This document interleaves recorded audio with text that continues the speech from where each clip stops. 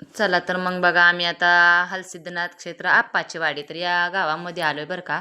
पाठीमागं बाळमामाची विहीर ही सगळी बघून आलो. तुम्ही त्या व्हिडिओमध्ये पाहिलंच आहे. आणि आता आप्पाच्या वाडीमध्ये हलसिद्धनाथ या म, देवाचं दर्शन घ्यायचं आणि इथं बरंचसं काय आहे बरं का. पुढं बघण्यासारखं आहे.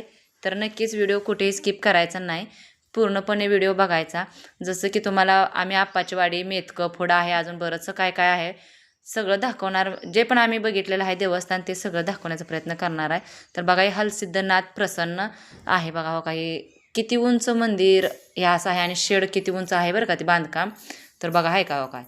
तर इथं आता आम्ही दर्शन घ्यायला आलो. पाठीमागं विहिरीपासून बघून तिकडून आता इथं आप्पाच्या वाडीमध्ये आलो. तर इथं हलसिद्धनाथ आहे. पहिल्यांदा हलसिद्धनाथाचं दर्शन घ्यायला चालू केलं. तर इथं नारळ फोडत नाही ते बघा. नारळ इथं वाहतात. काही वर तोरणं कसे बांधलेले ते बघा. जे त्याच्या नवसाची म्हणजे बोललेले असतं ना जे ते पण काय. तर त्याचं तोरण हे बांधायचं असतं. कोणी तर नारळ फोडण्यापेक्षा कोणी पैसे ठेवतं, कोणी काय ठेवतं. तर ज्याला पण जसं वाटेल तसं ज्याची त्याची इच्छेनं करतात.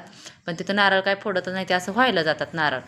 मग असा दर्शन सगळ्यांनी आमच्या मंडळी जे पण गाडीमध्ये होते ते सगळ्या तिथल्या मंदिरातलं दर्शन घ्यायला चालू होतं बघा. तर तुम्ही सगळी बघायचं बरं का. व्यवस्थित बघायचं. कारण समोरासमोरून आपण बघून असा व्हिडिओ काढलेला आहे त्यामुळं नक्कीच बघत चला. आणि इथं गणपतीची मूर्ती आहे बघा. गणपतीची मूर्ती इतकी छान आहे का नाही ह्या काचमध्ये. ते दगडामध्ये असते ना गणपतीची मूर्ती तशी आहे बघा इथं. अगदी बघा कशी आकर्षित करते. इतकं छान आहे गणपतीची मूर्तीसुद्धा. आणि हे इथं जाळीमध्ये तुम्ही म्हणताल काय आहे तर हे घोंगडी. भरपूर अशी घोंगडी आहेत इथं. आणि ढोल. हो का हे ढोल किती मांडलेले आहेत इथं बघा. मस्त येत नाहीत एवढं ढोल आहेत. या जाळीमध्ये पॅक बंद केलेलं साठवून ठेवलेलं आहेत असं म्हणजे लागतात ना ते देवाला. तर एवढं साठवून ठेवलेलं आहे तिथं बघा. घोंगडी भरपूर, ढोल भरपूर त्या जाळीमध्ये अगदी पॅक बंद केलेला आहे. आणि बघा बघा इथं पण हे आहे देवबापा आहे त्याचं दर्शन घेतलं आम्ही.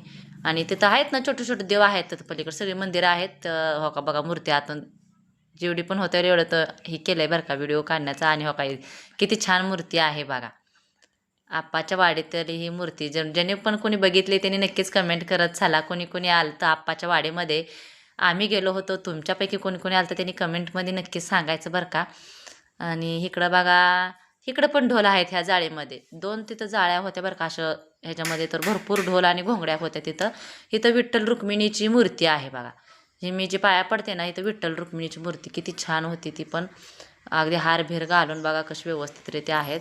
आणि इकडं सुद्धा ही गरुड देव याची मूर्ती होती बघा.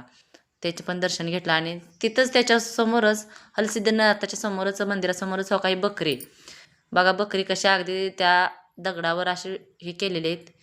आणि किती छान ते हे केलेले आकर्षित करण्यासारखी इतकी मोठी पण आहेत. आणि लय छान आहेत. शिंग बिंग त्याची बरी व्यवस्थित होती अगदी. आणि इकडं आमच्या मंडळींचं चाललं होतं फोटो काढायचं. ही सगळी लेबल आमच्या गाडीतलीच आहे बरं का. तर तुम्ही माणसाला इतकी का तर भरपूर गाडीमध्ये होती गर्दी. भरपूर सारे 14-15 बायका होते. तरी बाकीच्या ह्यातल्या बायका नाही त्या बरं का. बघू शकता कोण कोण कोण कोण आहे.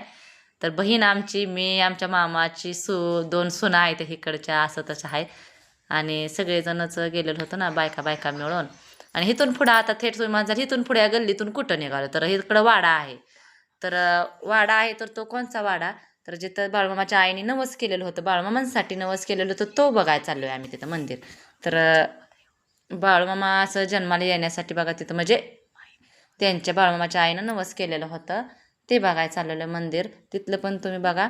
तर इकडून असं तुम्ही ज्यांनी पण कोणी आले त्यांनाच माहिती आहे बरं का. आता आम्ही पहिल्यांदा गेलेलो मी तर पहिल्यांदा गेलेली होती बघा.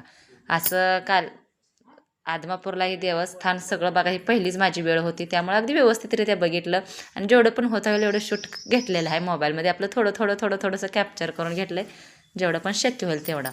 तर आता इथं आहे बघा पुढं मंदिर. तर बाळमामाच्या आईने नवस केलेलं होतं ह्या देवाला की मला मुलगा जन्माला यावा म्हणून असा.